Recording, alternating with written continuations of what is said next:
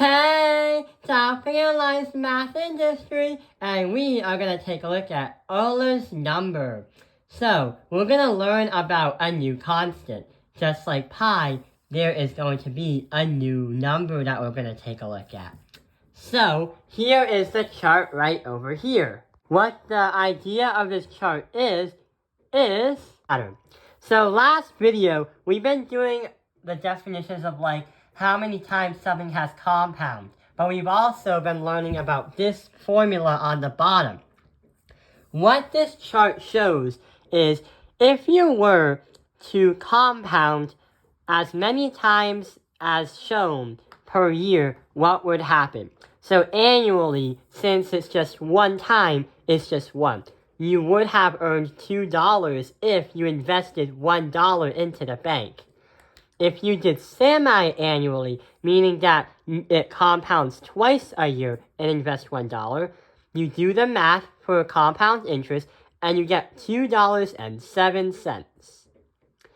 No, $2.70. Funny. For quarterly, when you do that, you do the formula, invest $1, $2.71. Monthly, when you do that, you compound by 12 in just 1 year. And you get this crazy decimal 2.718. So what it's trying to say is there's two things.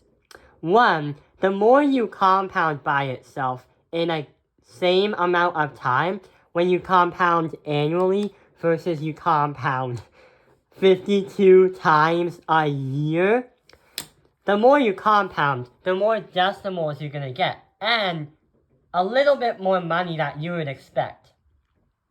So if I were you, you can't really compound to get decimals because banks don't count decimals unless it's just hundreds, like cents. I would want it to compound quarterly than annually so I get a few extra cents. But not only that, there is a little pattern.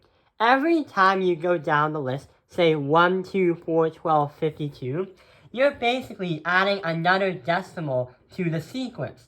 The sequence is 2, 2.7, 2.71, 2.718, 2.7182, and so on.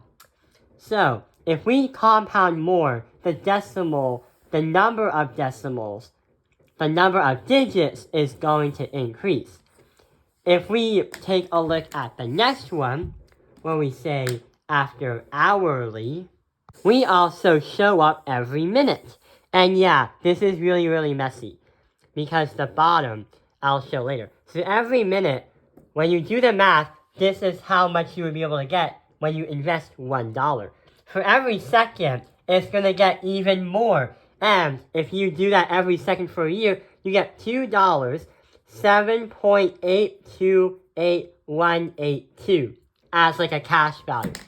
Therefore, there is something very, very cool about this. Therefore, we can say that there's some kind of letter E representing it. And it's going to equal 2.7182882. And not only that, I tried to calculate all the digits and write them down on a piece of paper. But since there are so many digits, I lost track and wrote the wrong numbers. And that's why I crossed it out.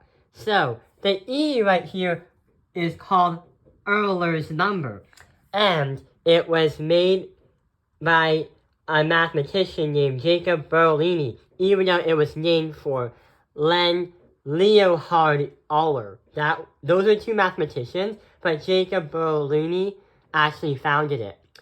E is very useful because it's helpful when you want to calculate. If something was continuously compounding for over a year, then what would it be worth after that time has passed? Many banks would use the letter E and also use a special formula to calculate this. And even though this problem right over here does not relate to money, it has the same kind of format and also the same kind of function. Yeah, when you do Euler's number, it's not just a set number of digits. Just like pi with 3.14159, Euler's number is irrational, meaning you can count as many digits as you can.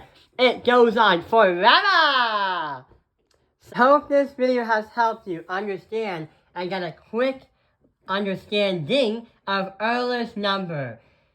Thank you for watching Top Airlines Math Industry. Like and subscribe.